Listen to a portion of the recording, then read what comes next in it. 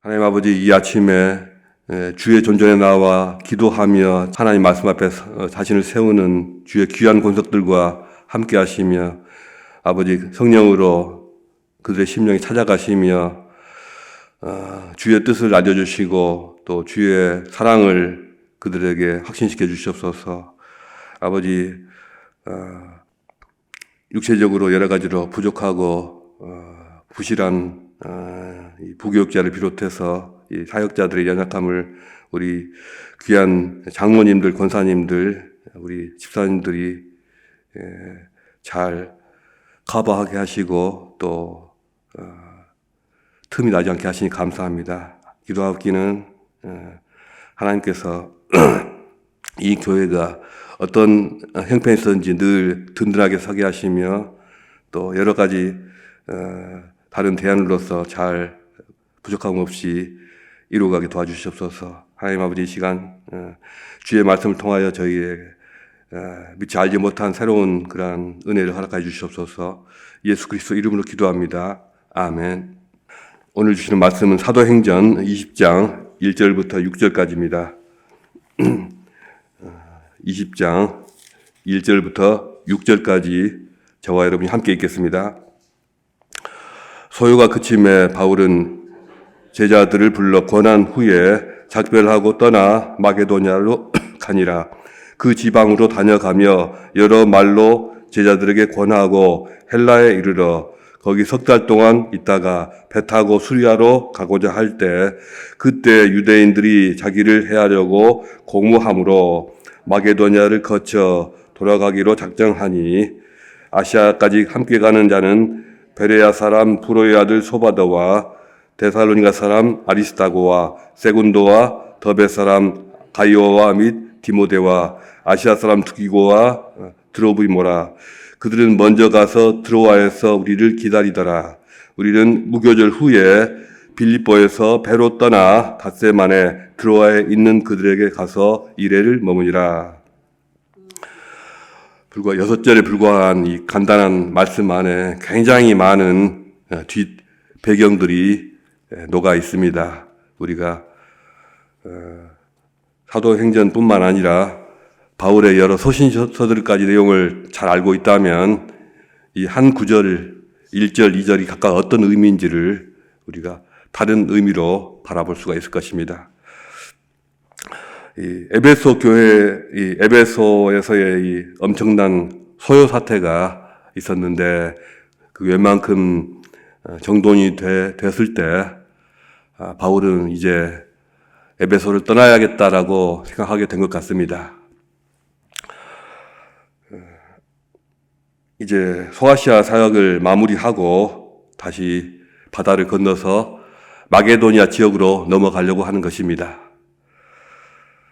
마게도니아로 떠나게 된 것은 어쩔 수 없이 간 것만은 아니었습니다. 원래 마게도니아를 거쳐서 그리스 북쪽 마게도니아와 그리스 남쪽 아가야 지방 아닙니까? 그 두루 거쳐서 배 타고 유대로 가서 이렇게 한 바퀴 돌기로 한 것인데요. 교회 영적 형편들을 다 살펴보면서 그들을 위로하고 권면하면서 그것이 첫 번째 목적이고 또 한 가지 두 번째 목적은 잘 아시는 것처럼 예루살렘 교회를 향한 연보, 즉 기부금을 모아서 함께 가져가고자 한 그런 두 번째 목적도 있었습니다. 이것을 위해서 디모데와 에라스도를 먼저 마게도냐로 보냈습니다. 그래서 그 교회에 가서 준비를 하도록 하였습니다.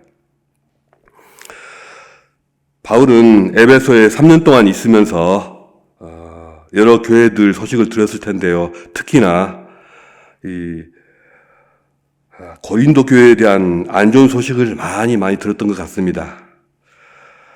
이 고린도 교회 안에서 내부적으로 파벌 싸움으로부터 시작해서 근친상간, 동성애 같은 성적인 타락들, 또 성도들끼리의 송사, 우상 숭배, 우상의 제물과 같은 내부 분란, 우상의 제물로 인한 내부 분란 같은 문제들, 한 가지만 생각해도 복잡한데 이런 문제들이 얽히고 섞여서 얼마나 골치가 아팠을까? 골치가 아프고 또 깊이 상심하고 고심을 하지 않았을까 싶습니다. 이때 고린도 교회 문제를 해결하기 위해서 에베소 교회에 있으면서 서신을 써서 편지로 보내기도 하고 또 디모데를 보내고 누구를 보내면서 해결을 시도했지만 잘 해결이 되지 않은 것 같습니다. 그런데 이제 마지막으로 바울이 이번엔 당신이 한번 가서 차분하게 저 고린도 교회 문제를 한번 해결해 보세요 하고 보낸 사람이 디도였습니다. 디도에게 편지를 써서 그의 손에 쥐어 보내면서 잘 그들과 대화해보고 문제들을 해결해보라 한 것입니다. 이때 보낸 편지가 고린도전서 후서는 아니고요. 소위 눈물의 편지라고 하는 또 다른 편지가 있었습니다. 여기 안에 아마도 바울의 간절한 마음과 또 아픈 그런 심정이 잘 나타나 있지 않았나 싶습니다. 글을 보낸 후에 바울은 그쪽으로 안테나를 세우고 답신이 오기를 기다렸죠. 디도가 좋은 소식을 들고 오기를 오랫동안 기다렸습니다. 노심초사해서 기다렸지만은 몇 달이 지나도록 소식이 없습니다. 원래는 드로아에서 바울과 디도가 만나기로 했었는데 그렇게 약속이 되었었는데 시간이 몇 달이 지나도록 지체가 되고 아무 소식이 없었습니다. 그래서 아예 바다를 건너서 마게도냐로 올라가서 거기서 디도의 소식을 기다렸던 것 같습니다. 그러다가 빌립보에서 그토록 고대하던 디도와의 만남이 이루어졌습니다. 이때 디도가 가지고 온 좋은 소식들이 있어서 그것으로 인해서 바울은 크게 기뻐하고 감사했던 것 같습니다. 마게도니아에서 그래서 마게도니아 이 빌립보에서 고린도 후서를 써서 그때 이 감사한 마음과 또 기꺼운 마음을 다시 고린도로 보냈습니다. 그래서 고린도전서는 강력하게 야단치고 이렇게 책망하는 그러한 기조의 말들이 많고요. 고린도 후서는 감사하고 또 고맙다고 이렇게 하나님께 영광을 돌리는 그런 분위기가 있습니다. 고린도 후서 7장 5절부터 7절까지를 보면 이때 일을 바울은 이렇게 기록하고 있습니다. 고린도 후서 7장 5절 7절인데요. 얼마 전 마게도냐에 이르렀을 때만 해도 우리는 편히 쉴 수 없었습니다. 고린도 교회 안에 다툼과 우리 마음속에 두려움으로 인해서 우리는 계속 초조하고 불안했습니다. 우리는 사태가 어떻게 마무리될지 알 수 없어서 긴장을 늦추지 못했습니다. 그때 풀이 죽은 우리들의 기운을 돋워주시는 하나님께서 디도를 도착하게 하셔서 우리의 기운과 마음을 회복시켜 주셨습니다. 우리는 글 보는 것만으로도 기뻐했지만 그에게서 여러분의 소식을 듣고 나서는 정말로 안심이 되었습니다. 여러분이 얼마나 나에게 마음을 쓰는지, 여러분이 나 때문에 얼마나 슬퍼하는지, 여러분이 나를 두고 얼마나 걱정하는지 그가 소식을 알려주더군요. 나의 걱정이 금세 평안으로 바뀌었습니다. 이런 글을 써서 보낸 것입니다. 바울의 몸이 소아시아에 있을 때도 또 바다를 건너서 마게도냐로 갔을 때도 그가 어디에 있든지 그의 마음은 한시라도 이 고린도 교회 성도들을 잊어버린 적이 없습니다. 이 세상에도 물론 많은 인간관계가 있고 우리는 인간관계를 잘 해야 합니다. 그러나 세상에서 인간관계는 어떻습니까? 어찌 보면 그때뿐입니다. 헤어지고 나면 그만인 경우가 많습니다. 죽는 순간까지 가지고 가는 인간관계가 얼마나 되겠습니까? 그러나 그리스도 안에서 영적으로 누군가를 낳고 또 성장시킨 그런 사람이라면 어떻습니까? 그런 사람과의 관계는 주님 나라 가서까지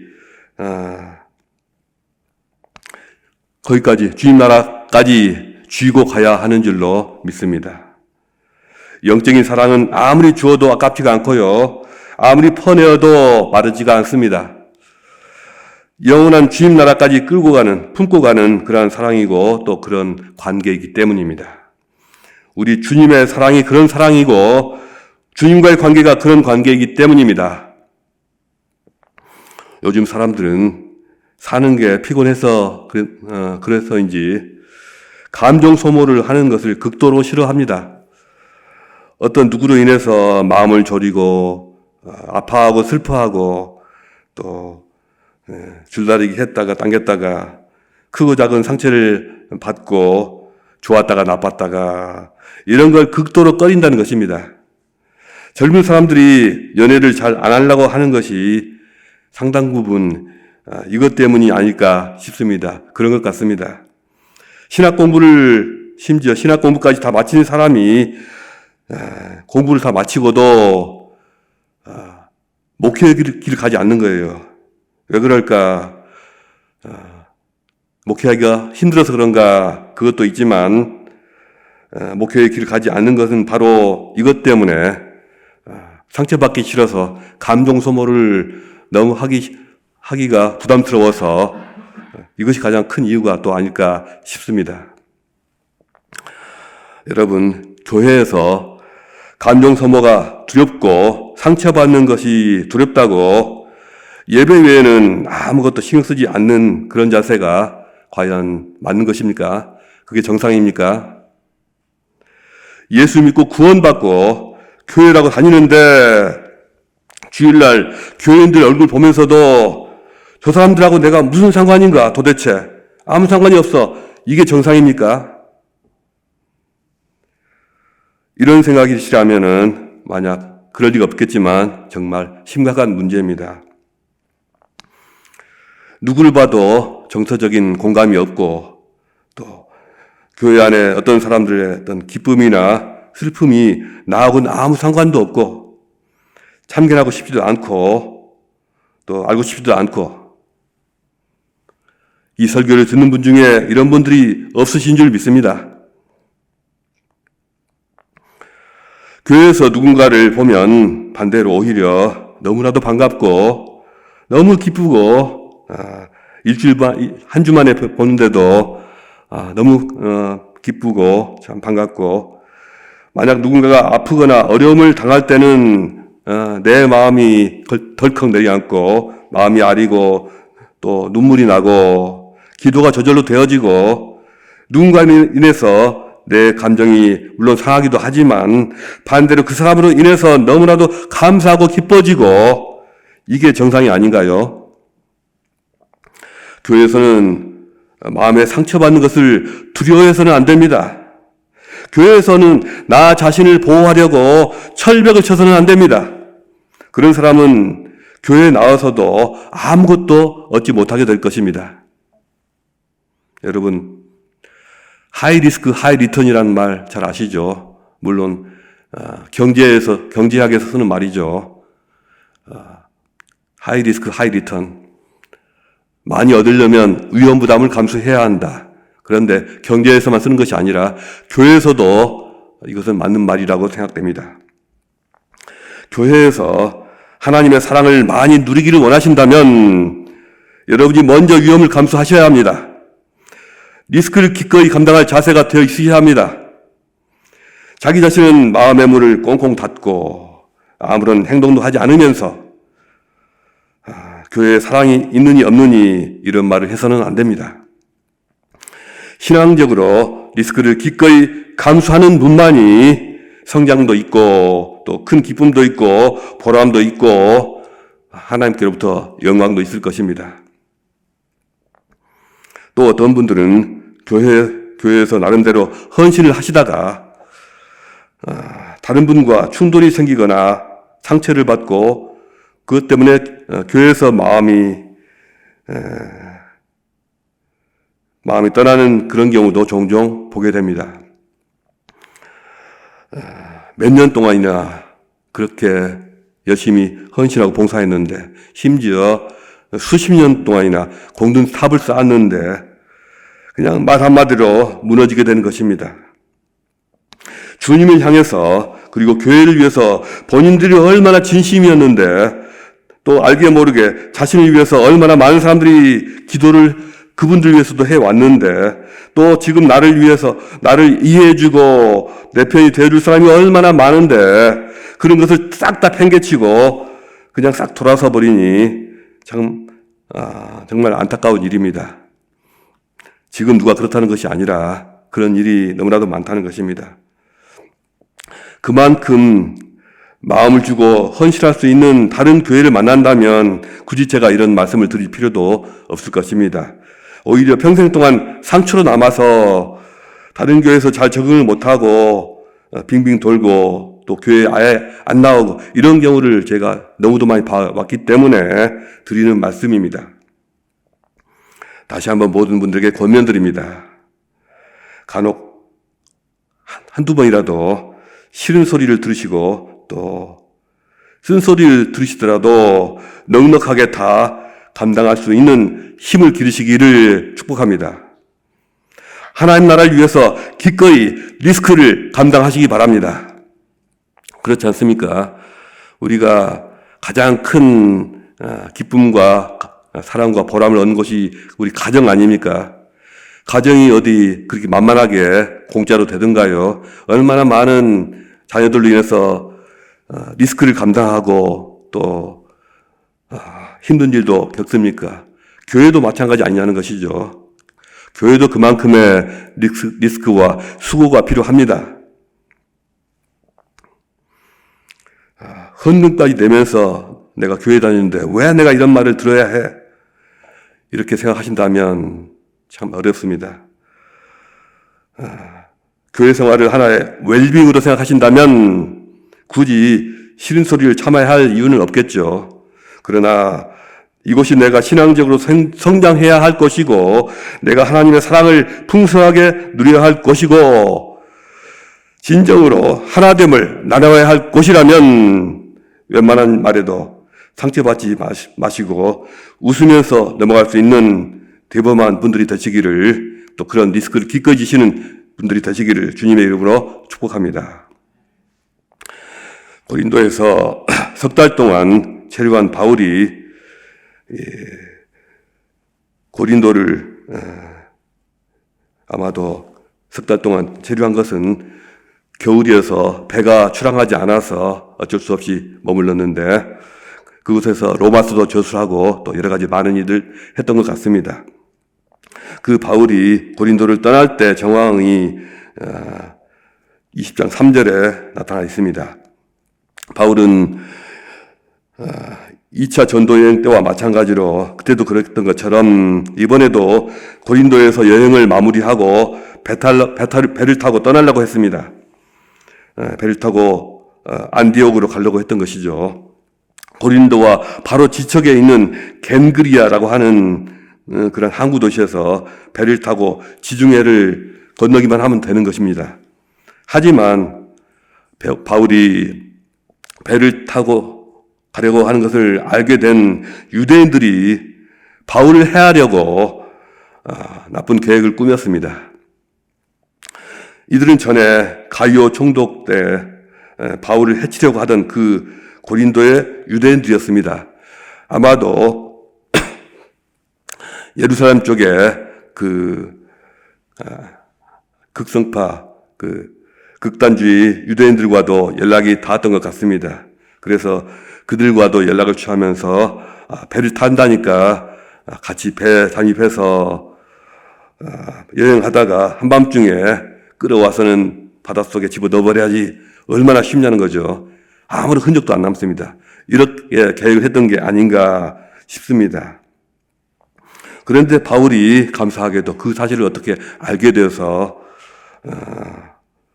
어쩔 수 없이 배를 타지 않고 빠르고 편한 배편을 포기하고 다시 걸어서 오던 길을 다시 돌아가서 저 위로 북쪽의 마게도냐로 돌아서 빙 돌아서 가려는 것입니다. 바울 입장에서 이것은 굉장히 힘든 길입니다. 당시에 바울은 50대 중반 정도의 나이가 되었는데요. 그 당시로는 아주 노년에 해당합니다. 수없이 투옥되었고 또 매를 맞은 적도 여러 번이고 또 돌에 맞아서 죽을 뻔하고 육체의 가시라고 하는 어떤 병도 있었고 그 먼 길을 그 몸으로 걸어서 돌아간다는 것이 정말 쉽지 않은 길이었을 것입니다. 그러니 마음속에는 내가 편한 길을 두고 왜 이렇게 돌아가야 하지? 이런 생각이 있을 수도 있었습니다. 그러나 그것조차도 하나님의 섭리였습니다. 만약 바울이 처음 생각대로 고린도에서 곧바로 지중해를 건넜더라면 사도행전의 저자인 누가와는 다시는 만나지 못했을 가능성이 큽니다. 왜냐하면 바울이 지중해를 건너서 얼마 있지 않아서 체포되어서 감옥에 갇히고 감옥에 한참 갇혀 있다가 로마로 압송되어 왔기 때문입니다. 그랬다면 누가는 바울의 생애에 있어서 마지막 후반기를 보지 못했을 것이고 바울이 그 사도행전의 20장 5절 이후에 바울 이 사도행전의 3분의 1 정도 되는 이 분량을 이렇게 자세하게 서술하지 못했을 것입니다. 그것을 어떻게 아느냐? 사도행전을 꼼꼼하게 읽다 보면요. 어떤 부분에서 우리가 배 타고 출발했다, 우리가 어디로 갔다라는 표현들이 종종 나옵니다. 여기서 우리가라는 것은 사도 바울과 또 저자 누가를 포함한 일행을 말합니다. 그런데 어느 시점만 우리가 가지 않았고 바울이 갔습니다. 그 시점을 잘 추적해 보니까 빌립보에 처음 갔을 때 거기서 루디아 자매를 만나고 또 감옥에 갇혔다가 간수를 만났던 그 시간에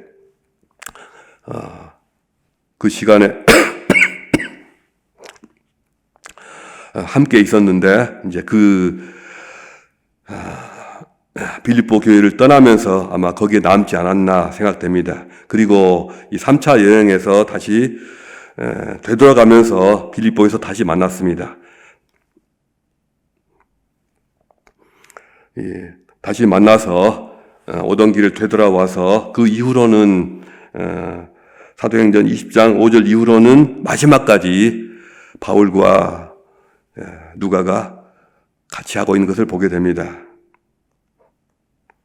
바울이 뜻하지 않는 유대인들의 나쁜 계획 때문에 고린도에서 배를 타지 않고 육로를 따라서 마게도냐로 갔기 때문에 그렇기 때문에 빌립보에서 누가를 다시 만났고 거기서부터 누가는 끝까지 바울과 동행했고요. 그래서 사도행전의 후반부를 자세하게 기록할 수가 있었던 것입니다. 어쩌면 사도행전 자체가 쓰여지지 않았을 수도 있습니다. 그리고 더군다나 누가는 의사입니다. 배약한 체력적으로 너무나도 약한 이 바울을 그가 죽을 때까지 끝까지 함께 다니면서 옆에서 의사로서 챙기고 또 옆에서 돕지 않았나 싶습니다. 참 놀라운 하나님의 섭리가 아닐 수가 없습니다. 바울은 자기 생각에는 서둘러서 지름길로 얼른 가야지, 빨리 예루살렘으로 가야지 했는데 주님께서 아니야, 너는 누가를 데려가야 해, 너에겐 그 사람이 필요해, 이렇게 말씀해 주시는 것 같습니다. 주님의 도우심과 섭리하심은 항상 우리의 생각과는 더 높은 곳에 있습니다. 우리 생각을 항상 넘어서는 그러한 주님의 뜻입니다. 어떤 경우에는 우리 뜻대로 일이 잘 안 이루어지고 쉽게 갈 수 있는 길이 어렵게 되어지는 경우도 종종 나타납니다. 여러분, 내 생각만 가지고 조급해하지 마시기 바랍니다. 하나님께서 이끄시는 길이 가장 최선입니다. 돌아가는 것 같아도 그 길이 하나님 보시기에 제일 좋은 길입니다. 그리고 그 길에서 만나게 해주시는 사람들이 바로 하나님이 주시는 선물입니다. 더 어려워 보이고 더 리스크가 많아 보이는 그 길이 주님이 주시는 최고의 최선의 길일 수 있습니다. 세상의 가치관은 항상 효율성이 최우선이고 어떻게 하면 고생 안 하고 쉽게 목표에 도달할 수가 있는가, 오직 그 한 가지 기준으로만 보기 쉽습니다. 그러나 주님은 그런 길로 우리를 인도하지 않으시고 더 생명을 꽃필 수 있는 길로 우리를 인도하십니다. 우리 주님이 가셨던 길이고 십자가의 길입니다. 주님의 은혜로 인해서 이렇게 얼마든지 아멘 하면서 기꺼이 돌아갈 수 있는 세움교회 모든 성도분들이 될 수 있기를 주님의 이름으로 축복합니다. 주신 말씀, 오늘 말씀 생각하시면서 우리가 하나님의 인도하심을 잘 받는 그 길을 뿌리치지 않고 지혜롭게 인도하심을 잘 받아갈 수 있는 우리가 될 수 있기를 다 같이 기도하겠습니다. 자유롭게 기도하시다가 돌아가시겠습니다.